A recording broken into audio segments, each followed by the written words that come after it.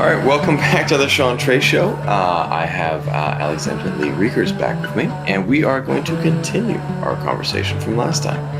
Well, how are you doing today? I'm very well. Yeah, very excited to be back. We had so many great things to talk about last time, so it's lovely to be able to continue that. Because I feel like just as soon as we got into it, it was over. So yeah, lovely to be back. Yeah. We just that's the thing I'm starting to notice on these conversations. It's definitely, it flies by, and there's nowhere near enough time to kind of dive into everything. And you know, in general, conversations kind of just meander in ways, unless you're really wrangling it back in.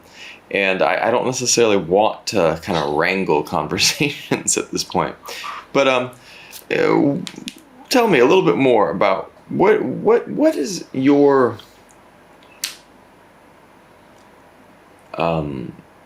one of the things that people have been talking about a lot lately on the podcast is finding purpose, and a purpose to their filmmaking and to their just creative process. And there was a great interview with Philip James McGoldrick that I did I don't know if you saw the one that went up yesterday, but he's an activist and filmmaker, and like it is a core part of what he does is to make film that is that is of meaning. And he's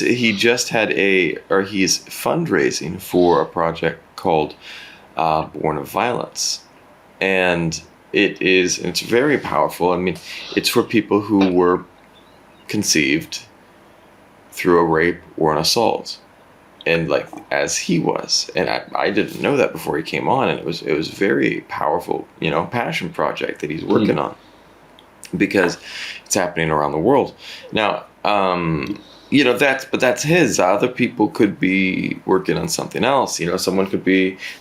That's a heavier project, but someone could be doing a project called Life is Beautiful, that they make a documentary of about positive, beautiful moments that they experience in their lives. It's just about where you want to go with it. Now, talk to me about your feeling on a life of purpose, a life of passion, and these projects. I think purpose is a really tough one, because I think purpose and passion are two very different things. And I think passion to me is it's a beautiful abstract that I think pushes a lot of us to create art and to pursue art and to live the artist's life, which at times is fraught and uncertain and can be wonderful and terrible all at once. I think purpose is something. From my own experience, purpose is something I look for in the work I create, but usually, if I have to look hard, it's probably not there. I think a lot about why I create. Particularly, as a playwright, why I write something, because that's a question that I think you need to ask yourself. Does this need to exist? Does this need to be something that people hear about? And it's especially a question. I bring back my role as a teacher, as an educator, working with emerging playwrights, and especially playwrights who look like me, who are young white cis guys who go, do I have anything worthwhile to say? And I think that's a really great question to ask. I don't think just because you can open your mouth or put a pen to the paper, you should. That's a good point.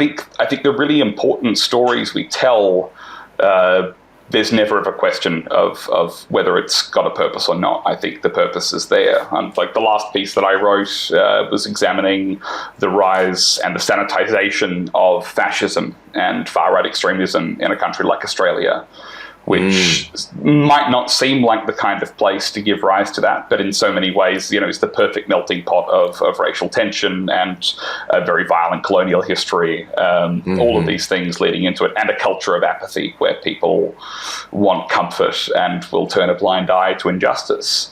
And it never occurred to me to kind of sit down and go, the purpose of this piece is really important. It's a really vital conversation to have. It became the thing I was passionate about creating. So I think purpose is something we should be very aware of, but I also think it's something that when it's really there, when there's a reason for your art to exist, I don't think you question. It's like being in love. It's if you're in love with someone, then you know that that's the truth. You don't have to think about it. It's just kind of the thing that takes you through the day. So I think purpose is a really important thing. I think you should always ask yourself, why am I creating? What's the merit of the thing I am creating? And it also leads to the question of, does every project need to be this project that is like this world-changing project, or can you write stuff that's just fun? You know what I mean? Does every film need to be that thing that forces people to ask questions? Every film or play, I tend to enjoy projects that do have a theme, have a message, but or simply explore a topic, because maybe I was watching the movie Parasite recently, and I don't know if there's per se a message in that movie, but it does explore a theme. This one group of parasites that think they're taking advantage of this family, but in reality, there is a second, much more, insidious parasite that's already existing there. You know what I mean? And it's like, these are things that I question. What's your perspective? Yeah, message, I think, is almost a weaponized term at times when it comes to, it's something we feel is got to be a tangible part of what that art is.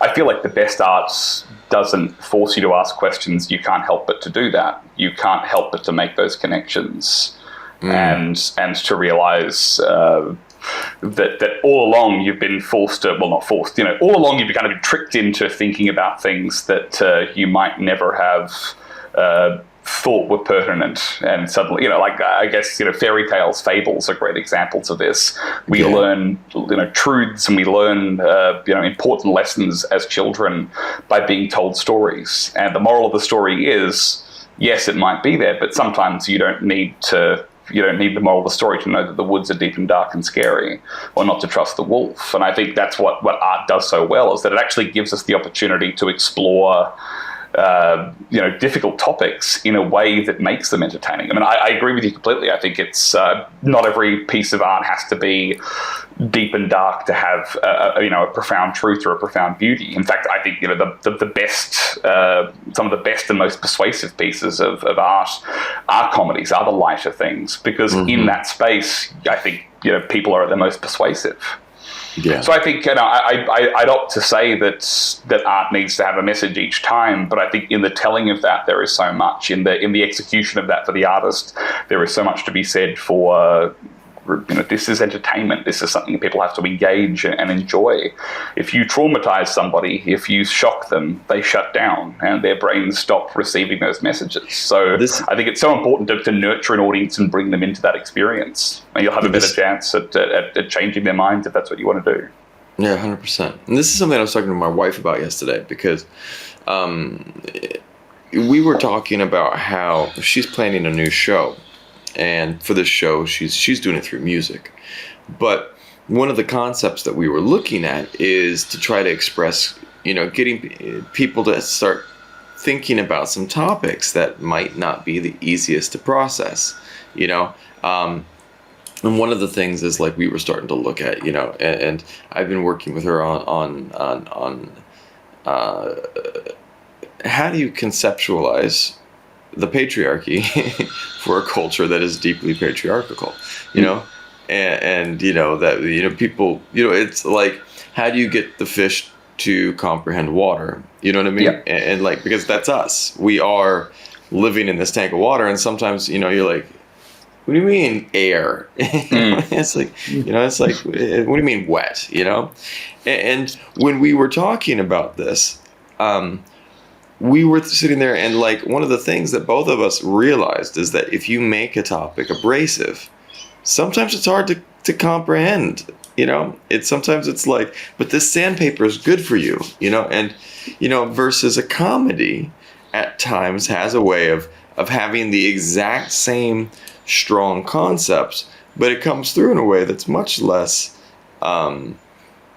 abrasive. And because you don't always, even though we do need to create action, even though we are looking to get people involved in finding solutions, sometimes you got to make them just wake up first. You know what I mean?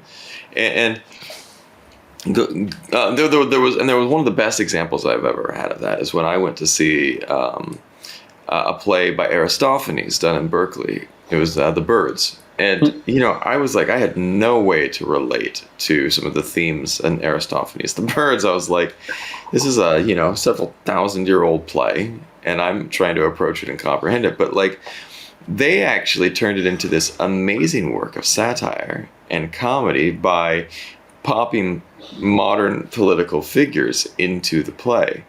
And it was some very tongue-in-cheek characters that they were kind of doing, but they made some amazing points. From something that was absolutely out of reach, they made it accessible by adding comedy.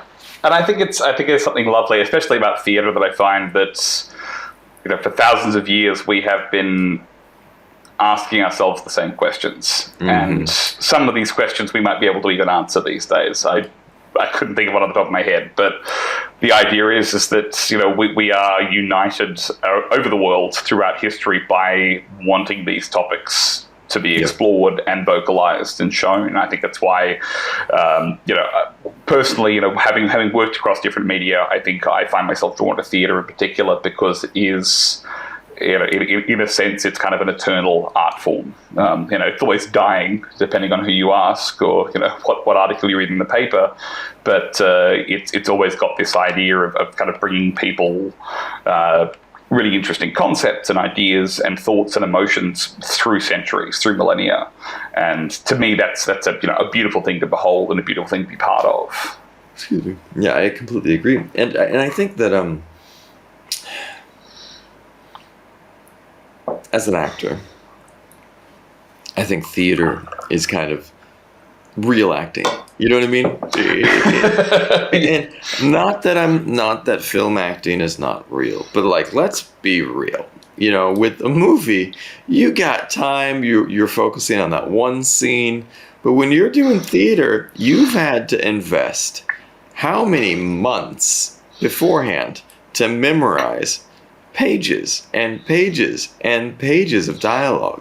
And there's no winging it. I mean, it really is this amazing act of endurance, of mental endurance to be able to remember all of that, And absolutely, yeah. It's I mean, as somebody who's not an actor, and the thought of being on a stage or in front of a camera terrifies me.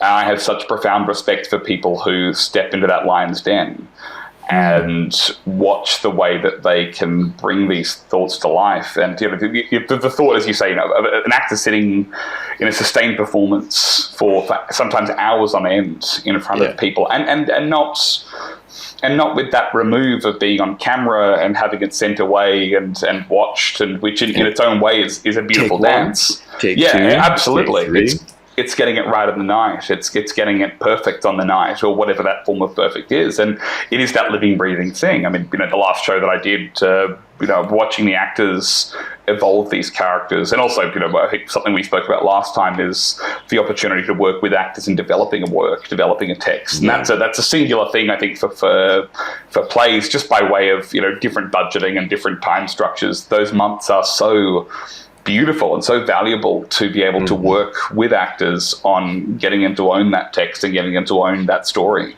Right. There was a great, when COVID first hit, the National Theatre in London, the British National Theatre, was airing a ton of their recorded plays for free. they would have them up for a week. I think they stopped. I don't know if they're still doing it. I know they have stuff in archive that you can have a subscription for. But they had this play of Frankenstein. And Mary Shelley's Frankenstein, but an adaptation of Frankenstein. I don't think it was the original, the original. I mean, originally it was a book, but it was an adaptation of the story of Frankenstein. But the cool thing was that they had Frankenstein and Frankenstein's monster played by two actors, who for 1 week played. This actor was Dr. Frankenstein, and this person was the monster. And then the next week they flipped it. Wonderful. And so the other person played the monster, and the person played Frankenstein, which was so interesting to see. And it was Benedict Cumberbatch was one of the people. Great. And the other guy was Jason something from Boondock Saints. The actor, you don't see him in TV much anymore. No, but still a phenomenal actor, and he was doing theater. He's doing mainly theater now. Yeah, and so yeah, I love that. I mean, it reminds me of the story. I don't know how real on it was, but the story was Philip Seymour Hoffman and John C. Reilly, when they were doing their production of True West, the Sam Shepard play. They would swap the roles every few weeks, and as the story goes, and I'll tell it because it's far better than the truth could ever be, they would flip a coin some nights, and they go, all right, that's who we play tonight. And I think it's that connection to a text that actors have, especially with theatre, that is so wild, because it's not just their lines, it is that entire story, that entire world, and those people. And I find myself I'm very interested in making big theatre. I think so much of what we do, in especially in Australia, is very safe in terms of having a couple of people on stage, and I call them sofa plays. There's a sofa in the middle of the room, and that's like the main feature of the set, and it's all living room. It's very small stuff, and to me, I want to burn the sofa and put lots of actors on stage and have them play hundreds of roles, and the piece spans years. I like kind of epic theatre in that sense. I like that. I'm drawn to those kind of large themes where actors have to grapple not just with a character, but with a story, with a world. Because I find that when I'm transported into a world as an audience member, and sometimes it can just be with one person. I think one of the greatest pieces of theatre. I watched a lot of lockdown streamed theatre. As you mentioned with the National Theatre, I watched the Encounter by Simon McBurney with the Complicité Theatre Company, which was him on a stage with a bunch of microphones, ASMR mics and binaural mics, all these sort of things. And the audience were all wearing headphones, and he would speak as he would into your ear and create sound effects and record. And it was one person, but it was like a symphony. And it was just the most fascinating thing to watch this person bring all of these disparate elements together. And you get that sense of an actor as the facilitator of a story, not just the person pretending to be somebody else. They take us into this world, and I think an actor is as much an actor as they are a prop or a part of the scenery or a part of the lighting. They've got this kind of beautiful central role that ties it all together. And of course, there's all of that in film as well. I mean, film is a wonderful collaborative art, but to see it all sort of work together like clockwork on a stage I think there's just nothing quite like it. It's a wonderful thing. I 100% agree. And I will say that I make it sound like I'm this huge theater aficionado, and yes, I agree. I am terrified of theater. I'm terrified as an actor of theater, because for the longest time I have the hardest time with learning lines, and so my dream someday is to do a large play, whatever that might be, and to terrify myself even more, make it Shakespeare or something. But I think that I would actually. I don't necessarily have. I've never had a pull towards Shakespeare, and I don't know why. I think it's more. I like colloquial speaking. I like the modern, and just for me, because I always felt Shakespeare was spoken English at the time. Shakespeare was like modern speech, and I feel like Shakespeare has been at times inaccessible for me, just because I'm like, jumping over to a dictionary every 5 words. You know what I mean? Yeah. And that's not a problem, but I my dream to overcome some of my fears would be to be in a large, big theater like that, where there's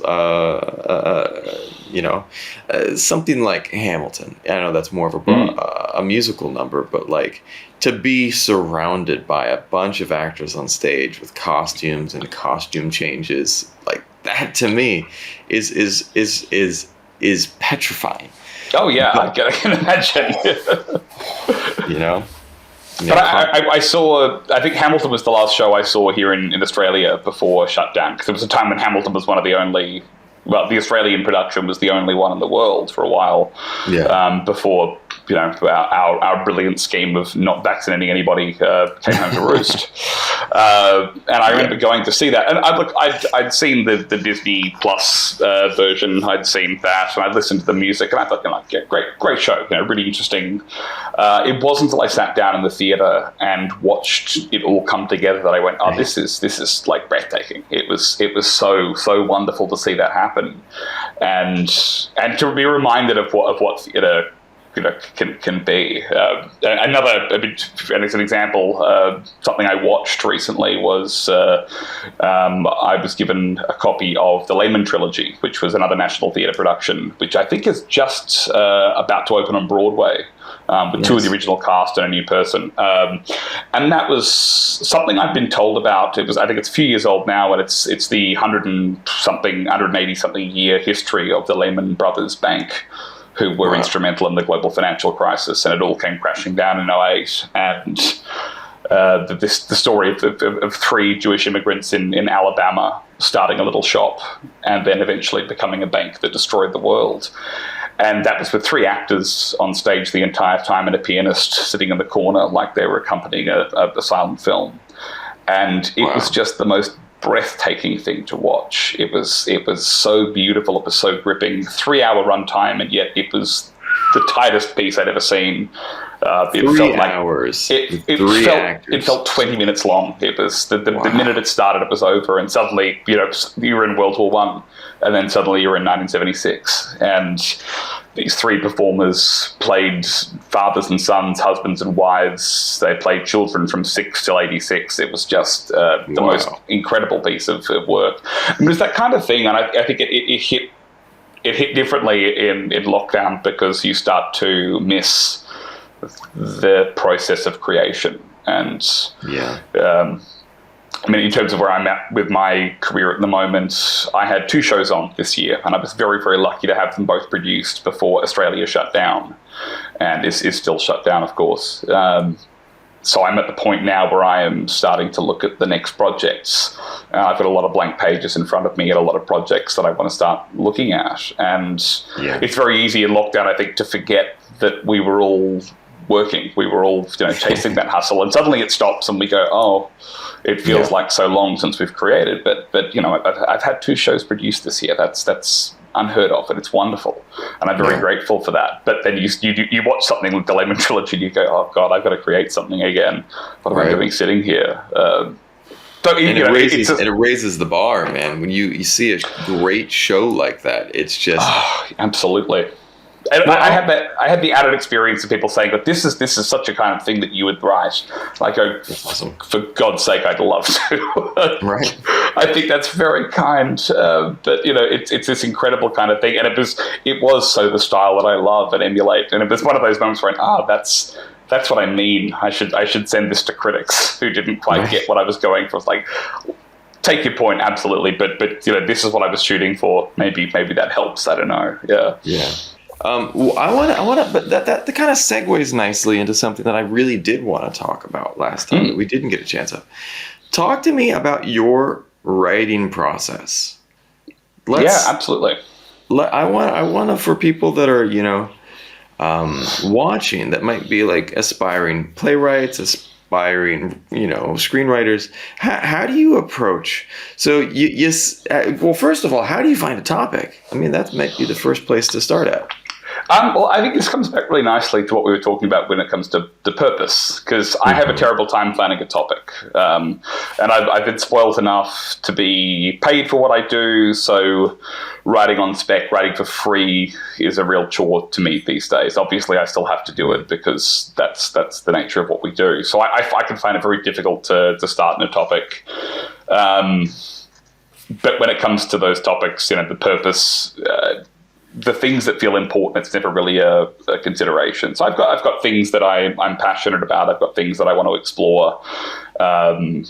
I try to think about what would translate really well and to what medium as well. I think, you ask yourself, you're writing a play, does this have to be a play? Should it be a film? Should it be a podcast? Should it be...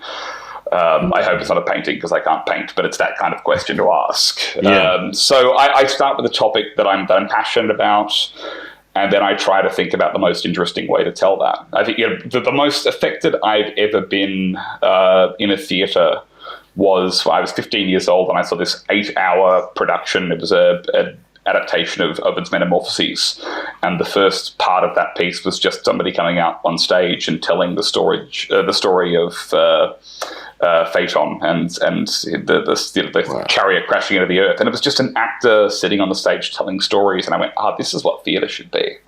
So I try to think about telling that story, and then from there we go into the drafting process. And I'm a terrible procrastinator when it comes to my own creative work. I mean, I can hit a deadline with the best of them when it comes to somebody else's pitch or commission or work. Mm-hmm. When it comes to mine, I will sit there for months on end until eventually I churn something out. So I struggle with a first draft, but then what I've learned to do, and I think we talked about this last week, I really focus now on the collaborative process. So working with people that I trust and people that I respect to help me find those ideas and to articulate the things that I'm trying to say.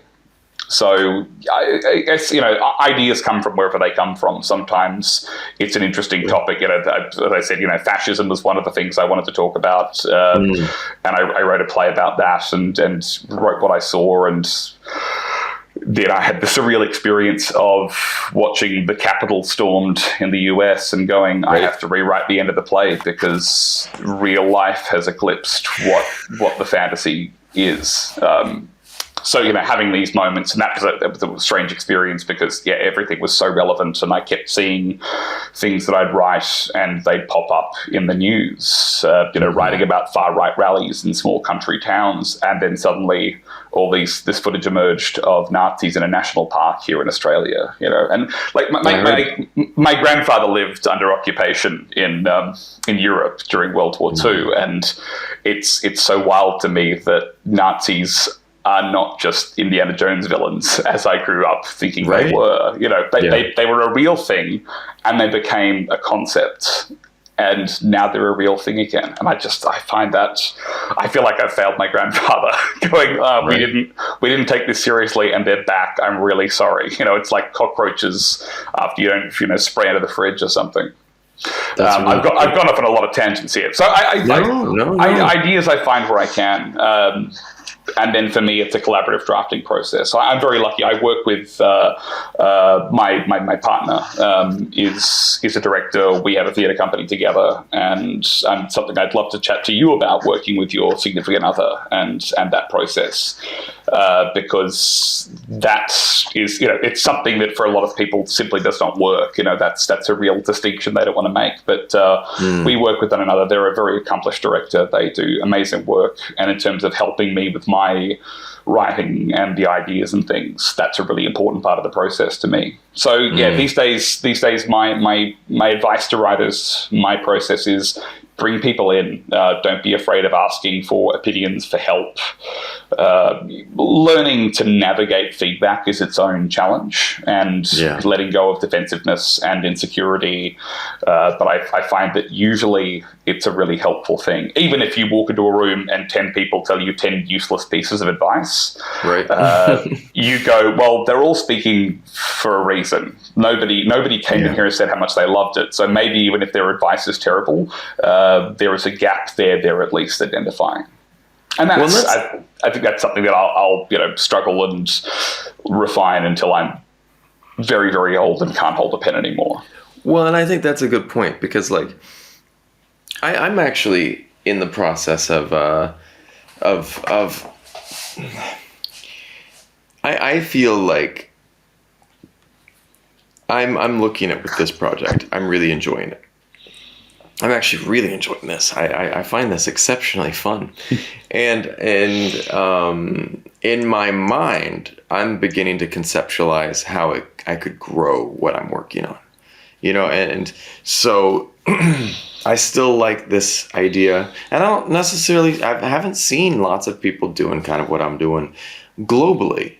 I mean, I've seen probably, in the US, you get these people who go do short little exposés on people locally, but it's always very local. It's never, the larger world, and maybe that's a cost thing. I don't know. But I like this idea, and I'm looking at that. But I'm also in the space of like, well, at some point in time, I'm going to have to look for partners to help me grow it, whether that be a financial investment, whether that be conceptually, whether that be a new agent or a manager that comes in and just gives me advice. And, one of the things that I don't like is I have a real challenge with people trying to slow me down, because people might have the best of intentions, but sometimes I've been producing one of these a day.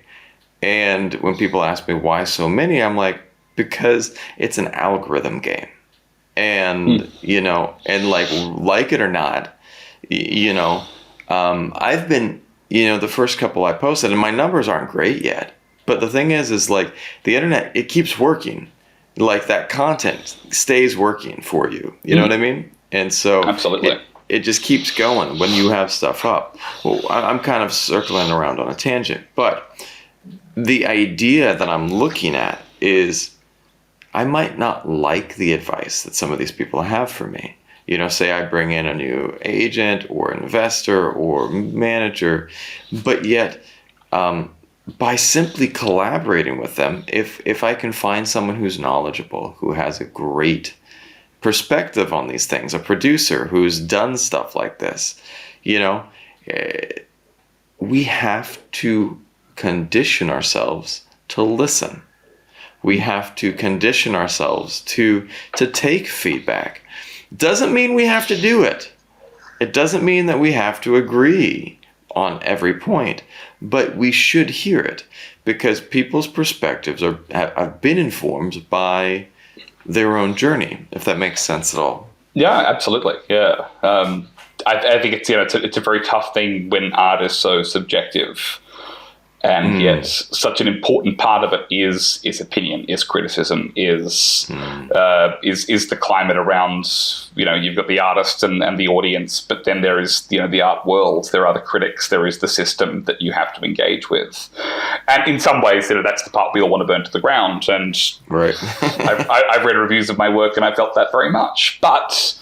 It's, I think, really important that we are growing that discourse. And I think, constantly reinventing and becoming a part. I think what I really admire about the work you're doing, Sean, is that you are finding that boundary between artist and art worlds, between the artist as somebody who creates things to be consumed, and the facilitator, the producer, the entrepreneur, the hustler, if you will, that creates new ideas and new thoughts. And I think something I wanted to ask you, thinking about what you've been doing, is what is your perception of yourself? I mean, if I ask you to define Sean Trace, what is that? What is that? Is that a brand? Is that an artist who does podcast? Is it a podcaster who acts? How do you see yourself now in terms of being a multidisciplinary figure? And that's something that I've been looking at. And I was, honestly, I'm a storyteller. Like, that's where it comes from. Whether I'm doing music, whether I'm doing a podcast, whether I'm writing screenplays, I'm a storyteller. But my storytelling always has a theme. There's always a goal. There's always something I'm trying to teach. So I would take a step back beyond storyteller to, I'm a teacher. I'm an educator. And I'm a gifter of ideas. And to me, because I don't necessarily want to, with the education, to coerce, because I feel like so much education is coercive. You know what I mean? I want to impart ideas and allow people to come to their own conclusions. And I don't know, but that's still also very esoteric. So, you know, if I were to like, you know, because, you know, your question's also very marketability type thing, you know, well, how are you sizing up your brand, you know, and I've been looking at that because I started this podcast with music and film, but you know what? The followers that I'm getting are actually much more music oriented.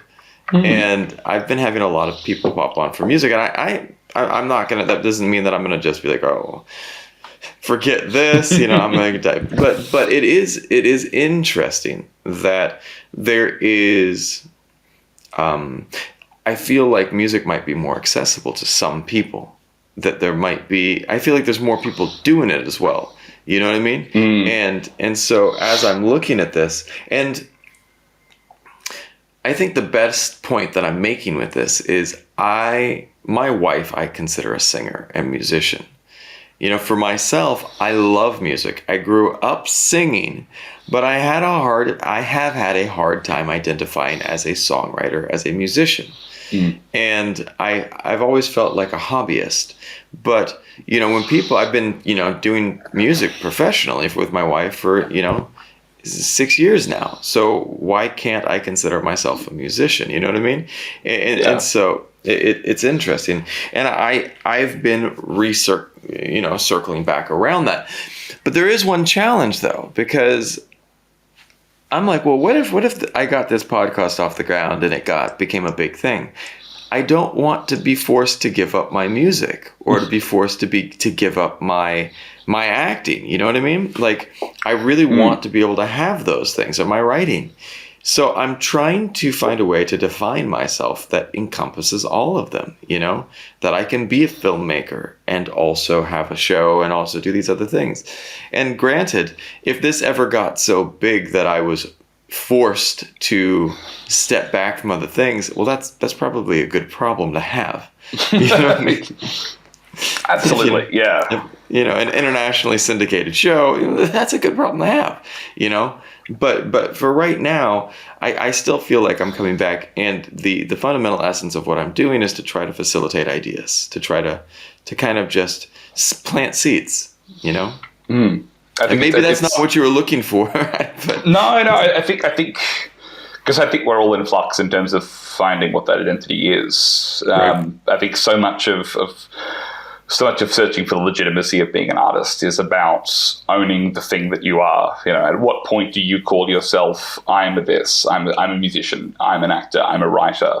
And I think there are different contexts where different answers are, you know, perhaps more relevant than others, in the same way that we have, a creative CV and a professional CV sometimes, or, you know, something that blurs the two, you know.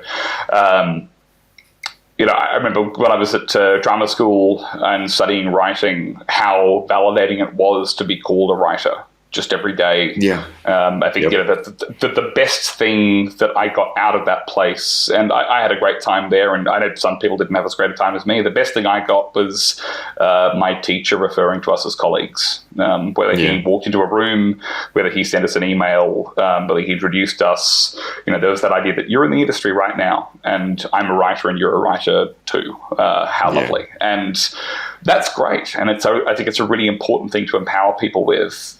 That said, especially in a conservatory model, a place that is looking to package you and send you out there, and this was an institution where their reputation is tied up in that of the graduates and their output. So they help you along, because frankly speaking, if you fuck up, it looks like they fucked up. I think watching how I was being very gently packaged as one thing was probably damaging. In fact, it's something that my teacher actively tried to work against in terms of, I mean, he was saying kind of this should be a film directing course. And now, of course, I go back and I teach film history and criticism and filmmaking there. Every year I go and deliver a course talking about these issues. And what I do when I get in the room, well, we might watch Jean-Luc Godard, but then we'll sit there and go, all right, here's what you need to do. Don't just define yourself as one thing. You need to define yourself as the sum of the parts that you are. Because even just being in a building like that, that becomes your identity. Your identity becomes the thing. And I think that's ultimately reductive and really scary, because we start to, I would never call myself a musician, but I studied classically for 20 years. I play every single day. I've got countless instruments in this room behind me, much like yourself in your frame there. But it doesn't define the kind of art I create. I mean, for me, exactly. I made a choice to go, this is a hobby. This is the thing I enjoy. It's a thing I can love. And if I'm very honest with you, when I do professional sound and music work, for me, that's a chore. That's probably the biggest part of my process. That's a chore. I do a couple of sound design gigs a year for people I really like, for people I really enjoy. So that I'm pitching a production for next year with my company Ratcatch Theatre, and I'm going to sound design that because it sounds fun. It sounds really interesting, and also it's a cost cutting measure. If I'm producing, I can fill that role too. Nice. But for me, music is that's an unwind thing. That's something I listen to or I do to relax. And I think that's another really important part of the journey, is that you've got to learn when you do the thing for yourself, when you enjoy the thing for yourself. And I think the more you can do that, the more you can find a way to switch that off and just enjoy it, is really nice. I struggle at times listening to... when I do sound design and music, I thought, why am I finding this such a chore to do? Why am I finding this so difficult to sit down and work on? And I realized at some point, it's the only job that I have ever done where I can't listen to music while I'm doing it. I mean, if I'm working in a shop where I'm, unloading a truck or something, I can have headphones on. I can have music on in the background and a radio somewhere. Even if I'm writing, I can do that. If I'm teaching, I can put music on in the classroom. The total silence I need to actually create that bothers me. It makes me feel really strange. So, I think finding those different facets of your process are really, really important. And I think something, you talk about branding as well, and I think that's another consideration, that artists are told in so many ways that we are not important members of society, that we don't contribute something, and that's a whole other argument. But I think that at times negatively impacts what an artist thinks they can do and offer. And what they have to offer, in a sense. And this is an unpopular opinion, perhaps, but I think that artists should be producers, should be entrepreneurs, should be people that do look at how they can support their career and sell a ticket at times. Now, that's not always the case, and shouldn't always be the focus, but I think, there are so many artists are, such hard workers. I think, consider this and find your reputation as people who are pursuing, stability in your career. Because if we don't take ourselves seriously, nobody else will. The image of artists as people who sit at home on government benefit. I don't know an artist I don't know an actor who doesn't work at least 2 jobs and then does a play on the side and a short film that weekend. Like, they are the hardest working people in the world.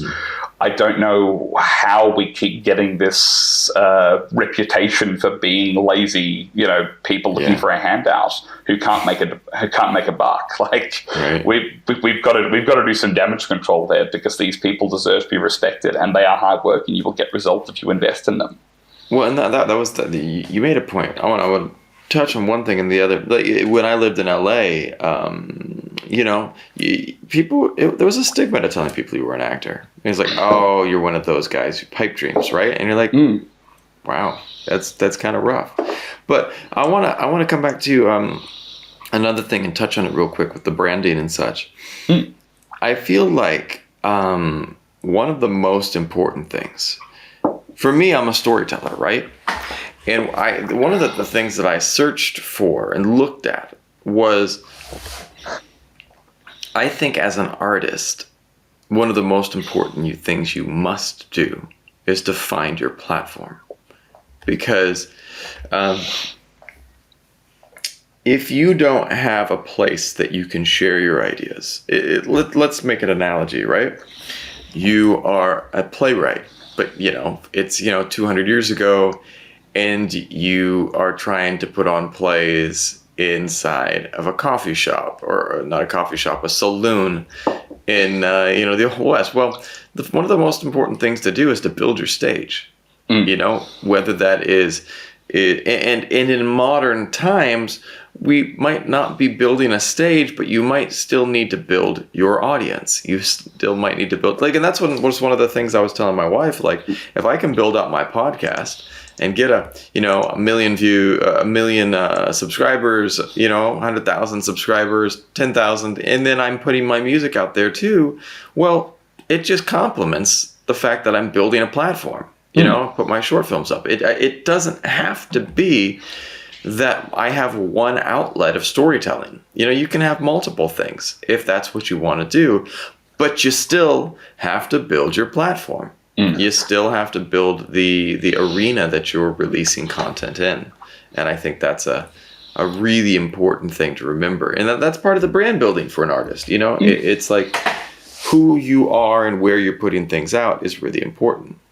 And I'd go further to say that it's really important to diversify. It's really important to actually build up. I mean, great to consider yourself as one thing.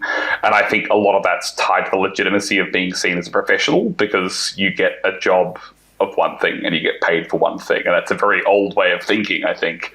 And it keeps us in our lanes. I'd recommend every actor should write. I think every actor should direct. Yes. I myself am currently looking, lockdown makes it slightly difficult, but I'm currently looking at acting classes. Nice. Not because I want to, burst into a screen in Hollywood, but because I want to experience what I spend so much time, working with and coaching and teaching. I think it's really important to have that experience. It's terrifying. And I am terrified. It doesn't help that my mother is an acting teacher. So I've been in acting classes my entire life.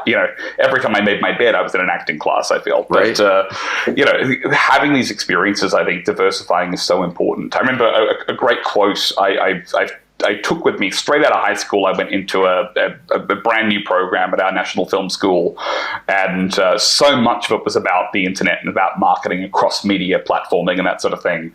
And to us, it was like, oh, really? This is boring. I wanted to make films. Now so much of that teaching is so important. It's wild. Right. And this is in a time before streaming, before Netflix, before any of this.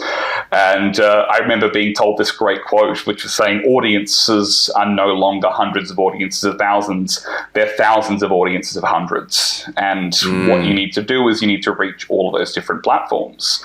And sometimes it's not the same piece of work. Sometimes it's something different. But then how exciting is that? How exciting is it that you've got to go, I've got this thing I want to talk about. I've got to find a new way to tell it, a new and exciting way to... One of my favorites for that. You're like, sorry, go ahead. No, please. I'll jump back in. One of my favorites for that, and granted, he's not the greatest thespian, but I feel like he's probably the greatest at what he does, is Dwayne Johnson. All right, well, what do I mean? Like, The Rock understands that every last thing he does in the public eye is brand building, is part of his thing. So his Instagram supports his films, which support his our other endeavors. He's got Zoa now, which is his energy drink. He's got his tequila that he's constantly marketing, and it's the point being, whatever he does with his brand is his thing, but he perfectly understands his brand, and he's a masterclass in understanding your brand. And I really think that there is merit in embracing the dark side and something like that, to go, because I know some wonderful artists in my life who I just watch them and I say, play the game. Like, just step up a little bit, and you're going to have a voice, and you can change things. I think it's a really, really important.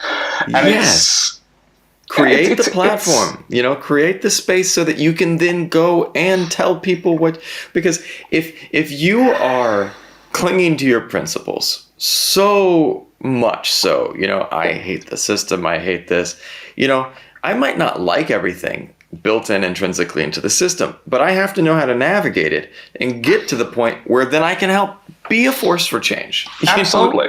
And it's a tough thing to see, because I think we're in an era where so much of the dirty laundry is being aired, and I think it's a fantastic thing. I worry about the artists who are going to be turned off by it, or who are going to be discouraged of entering that system, because those are the ones I think are most apt at dismantling it. And ultimately, that's I think there's huge change that need to happen, and it's not going to be people like me who are going to be on top. And I think that's great. I think the time for a change. I remember thinking, I was teaching film when the Harvey Weinstein scandal, happened, when the story broke.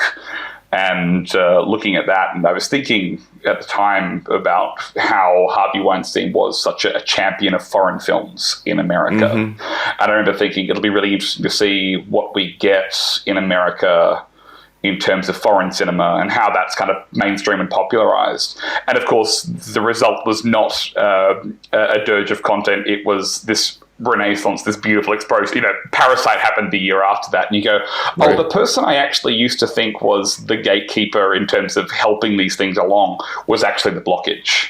Right. And I think it's going to be one of those situations where time and time again, we're actually going to see this wonderful renaissance of content and diversity and storytelling, where I think so many people in power and in part of those systems are scared that it's just going to mean that nothing will happen. I think more and more is going to happen. There's a strange instance, I think, of survivor bias there, where we go, look, it's been fine so far, or we've got to be very careful. Right. It's like, no, we need to crack it wide open. We have all of these roles that we play, and let's take it back to something as simple as your own brand.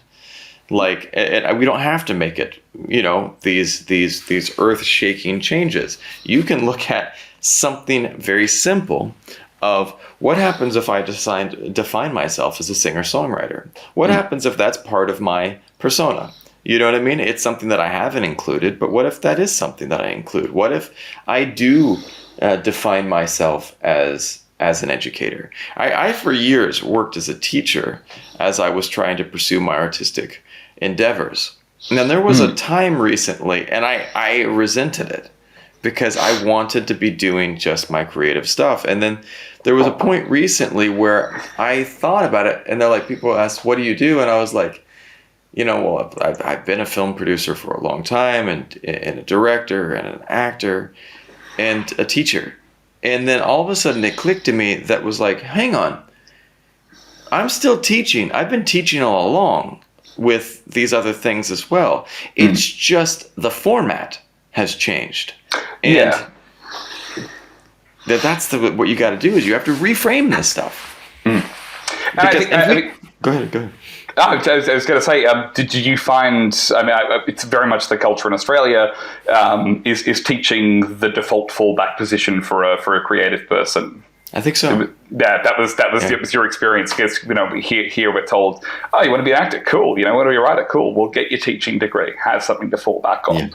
Yeah. And I think for a lot of actors and a lot of creatives, it's by default, it seems like the failure job. It's like, being a wait, being wait staff, working in hospitality. It's like, there's something to this that's the stereotype that I really hate. But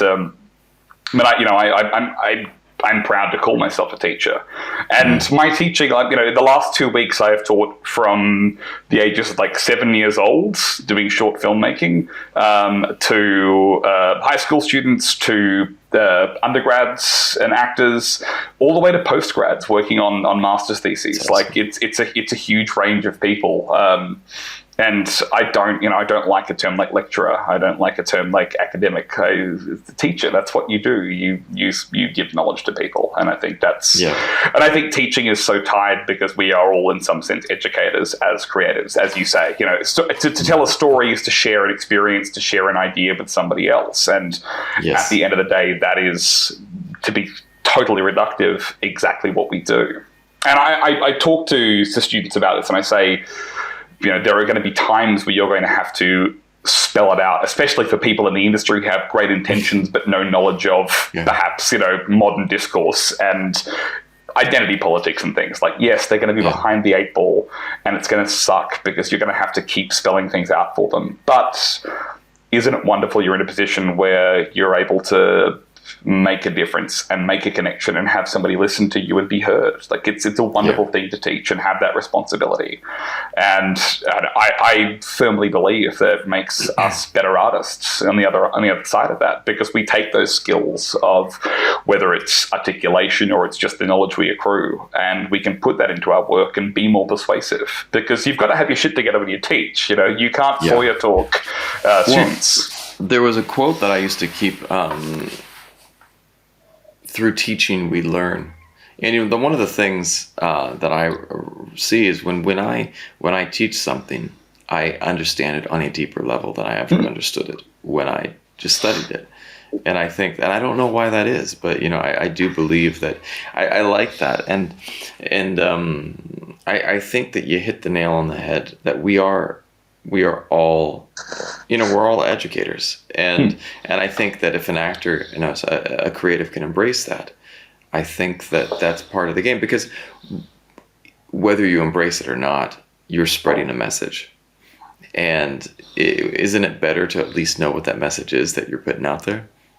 Absolutely. I think one of the scary things about what we do is if you don't have the message in mind, people will put their own on. And that can be, that's beyond art. That's PR 101. If you don't tell the story, someone will control that narrative.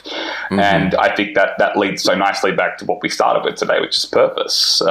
You've got to have a purpose for why you create. And I think you can create for joy, you can create for love, and you can create something that is meant to delight and entertain.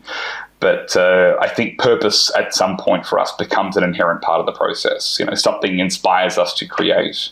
My writing teacher at NIDA used to say, whatever you are concerned with, whatever you write, will to some degree be the thing that you've been worried about, you've been exploring. He would say, don't plan, don't make any notes on paper, don't do post-it notes on the wall, just start writing, and you will find the things that concern you, the things that excite you and anger you, will be there on the page.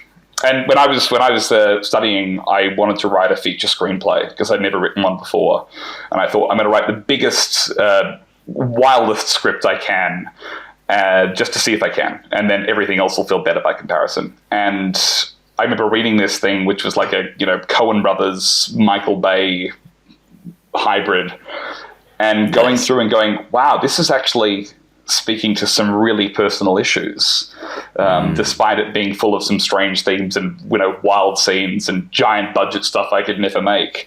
I actually touched upon my concerns about being an artist, being a person, things like job stability, relationship with family, with fathers, that sort of stuff. All these kind of things were there, and I had no idea. I thought, oh wow, I actually, I wrote something that was oddly profound, if only to me. And I think that's what we do when we create art. Hence my idea of purpose is important, but I think you don't need to search for it. I think it will find you. And that's a very comforting thought for me on a dark day. Well, on that note, we'll finish up, man. I really appreciate that. Always a pleasure, mate. Thank you so much.